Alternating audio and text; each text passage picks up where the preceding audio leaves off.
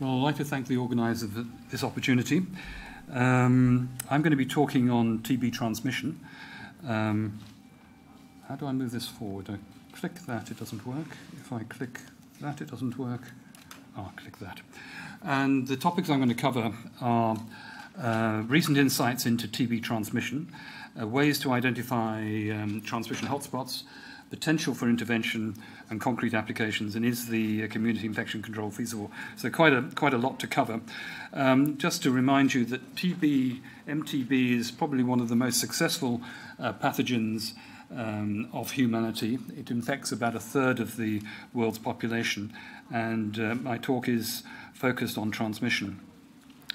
If we look at what comes out of individuals, and this is a pretty spectacular time-lapse photograph of a cough, you can see that what's coming out of people is a mixture of particle sizes. And here you see predominantly the large particle sizes dropping out as their momentum drops and gravity takes over. But within this moist cloud are small particles which we believe survive in order to infect the next individual. If we look at the mechanisms for respiratory particle production, we tend to focus on mechanism A, which is where you have high turbulent flow through the large airways and form ripples in the liquids surrounding the airways. And that largely produces large particles. You have something which is more prominent in sneezes and in vocalization. You also have vibration of the upper airway mucous membranes, which can also produce large particles. But I think that the third mechanism is probably quite important, and this is the production of small particles in the periphery of the lung. And in the periphery of the lung, there's hardly any flow, there's diffusion. So what this model suggests is that as new alveoli and respiratory bronchi are opened and recruited, at that time, particles are produced with a surfactant, which is essentially a detergent. Now, the interesting thing about that is the particles are being produced during inspiration, not during expiration, and then the surviving particles would be then breathed out. So if we look at the probabilities of different sized particles being deposited in the lung, we're predominantly interested in the blue line, which is particles between the sizes of 1 micrometer and 5 micrometer, because they're the ones that get the best access to the alveolar region when they're breathed in, and the potential for infecting alveolar macrophages. So if we look through the sort of history of trials and studies of these small particles, the first was done by Wells and Riley in the 1950s, and they had a 6-bedded ward, and they took the air from the ward and transferred it through the air conditioning system to guinea pigs that were at a remote position. And they found that about 13% of their TB cases could infect guinea pigs. Really nothing was done for the next 6 decades. Kevin Fennerly came across and started investigating with his cough box 2 periods of 5 minutes of coughing, forced coughing, and used TB culture as his endpoint. And he could find that about just under 30% of TB cases could produce in their exhaled air some MTB colonies.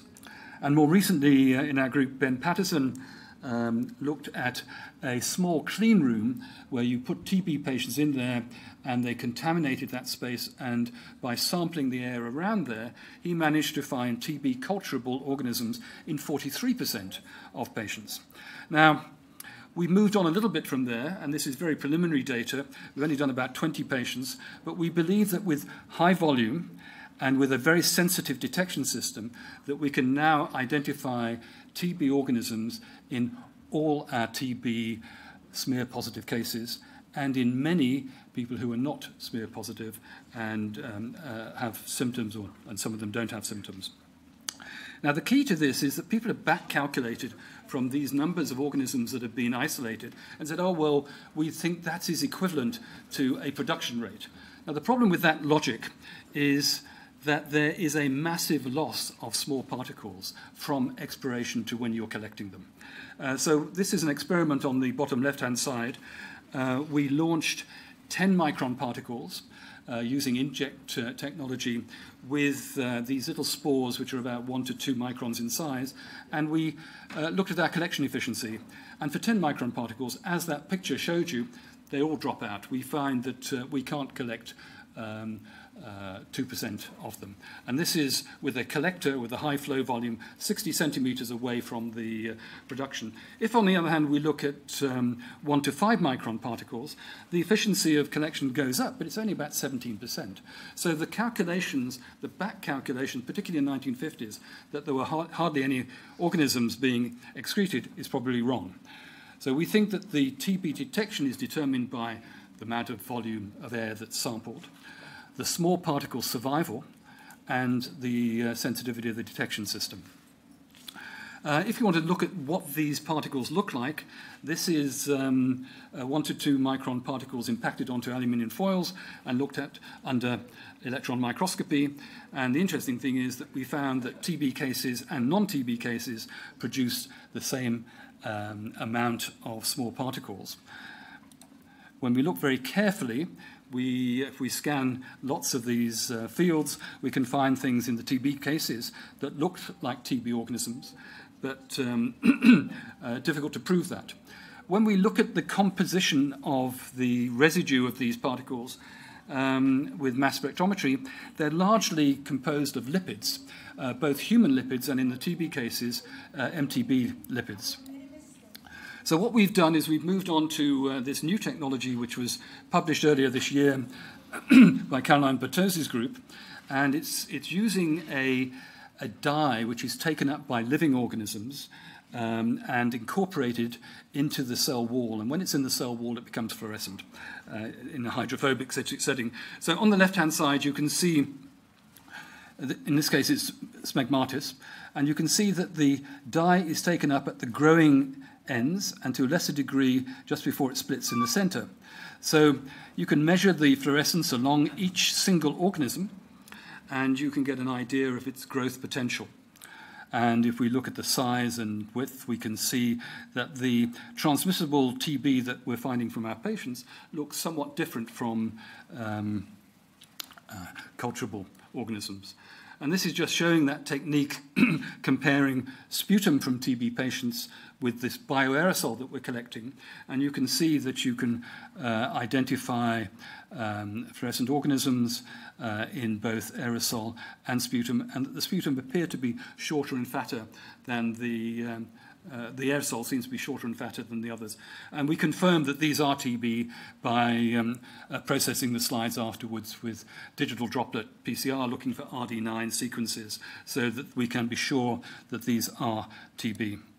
So just to close off this section, I'd like to argue that the small bioaerosol particles, 1 to 5 microns, are produced in the periphery of the lung, that collecting these really represents a sort of non-invasive bronchoalveolar lavage, and that I believe that the concepts that were embedded in the medical thought processes in the 1950s, that these were incredibly rare events, was largely because of the loss of small particles in the system they were using. And now, with newer techniques, we can identify transmissible TB organisms, and we can visualize them almost immediately without relying on culture.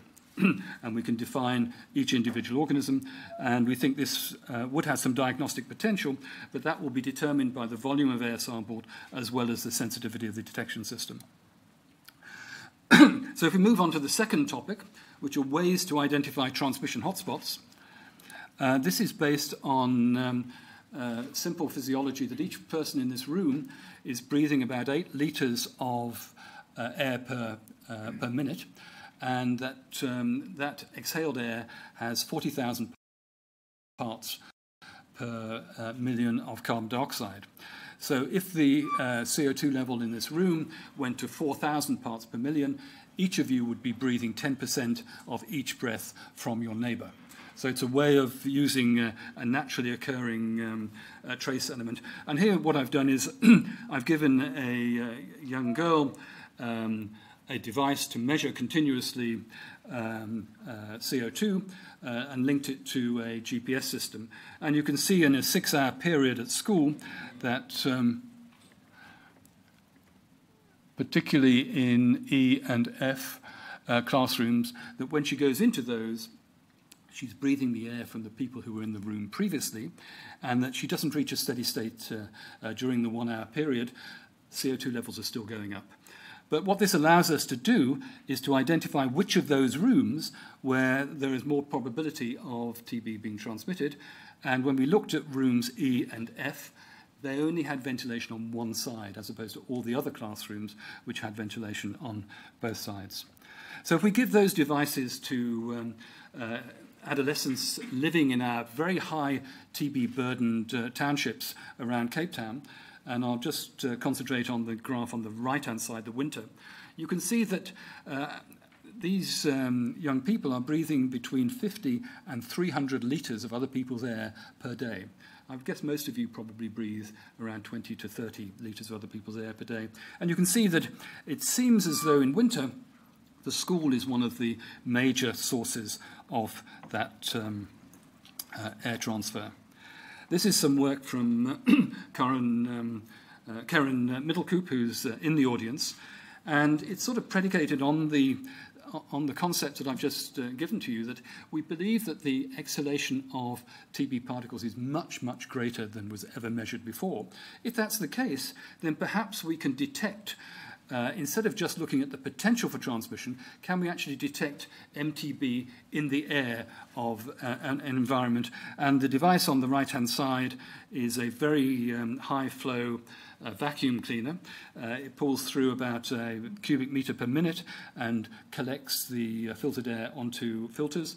And what Karen has done is done PCR assay of those, and sure enough, the environmental controls, you can't process controls, but in the churches, which are a congregate setting in our townships, and even in the primary school, she's determining on some occasions very high levels of TB DNA.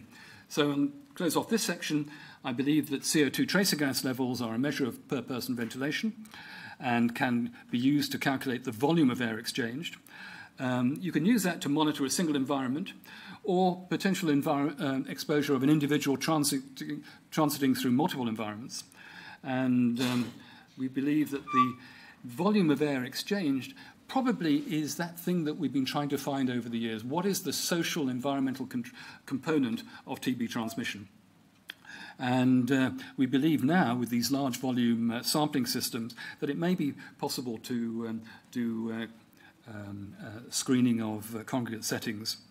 I haven't shown it here, but these large particles that drop out allow us to also swab in order to find retrospectively whether it was a potential for transmission setting. Moving on to the third topic, the potential for intervention and concrete applications. So if we take this model, this is David Dowdy's model, if we believe that in fact TB is a little bit of a continuum, we know that a third of the world's population are infected, but a subset of those become infectious. Is there a time component to that infectivity increasing over time until it becomes symptomatic and the diagnostic phase? So if we use that model and look at that, then we have this sort of philosophical approach that TB is defined by the diagnostic modality we use. So we talk about sputum positive TB, but sputum only identifies 52% on average, so that means its sensitivity for TB disease that's notified is about 52%. The second thing, if we start adding bronchoalveolar lavage, and there was some interesting work done in Switzerland where they were routinely screening refugees coming in, you see that it adds about 60%. So then you can say, well, we've got laboratory confirmed TB.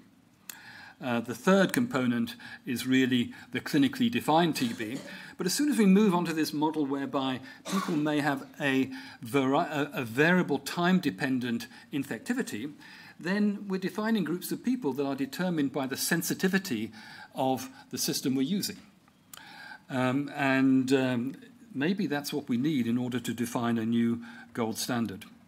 So this is from a model which incorporates that progression of infectivity. It was published this year by Chacha Izaro, and I've just tried to pull out some messages from there which may be relevant for today. On the top line, I'm saying the social and economic volume of air exchange, and I've chosen more than 1,000 a day. And this is what I believe is happening in prisons in South Africa, particularly Pollsmoor Prison. I believe that individuals are swapping about 1,000 to 2,000 litres with each other per day. And under those circumstances, the model would suggest that low infectivity, medium activity, and high infectivity would transmit. And I don't believe that conventional TB control programs will control that, that you have to improve the social environmental conditions before other things will start working. And under those, we would suggest that CO2 levels shouldn't go above 1,000 parts per million. If, on the other hand, we look at the kids that we were looking at in the township who are breathing between 100 and 300 litres per day, and they've got endemic TB, almost 1% of the population being notified each year, under those circumstances, high and medium infectivity cases are transmitting, and we think that conventional decrease of the prevalence by non-sputum case finding might be the way there. On the other hand, if we come to countries such as this, where there's very low exchange of air, you get sporadic cases which are going to be caused by super spreaders, and really the way to address that is rapid identification of the point sources. So then the last question is community infection control feasible? Well, I've shown you some models which suggest that it probably is. So I scratched my head over this one, and what I did is I went back historically and looked at the last 100 years of TB notifications in my city, which is Cape Town, and compared it with New York and London. So you can see that New York and London managed to control their TB incredibly well before the onset of TB treatment, particularly between the turn of the last century and the 1920s. Whereas in Cape Town, we didn't really seem to control it, and now we have twice the TB rate because of HIV that we had 100 years ago. But when I look at this component, between 1950 and 1980, there was a dramatic drop in TB notifications. And interestingly, that we had a non-sputum diagnostic program whereby 13% of the population every year were screened with mass miniature radiography, and you could see that that made a change. So perhaps that shows that active case finding in populations such as Cape Town that are not based on sputum may have an impact.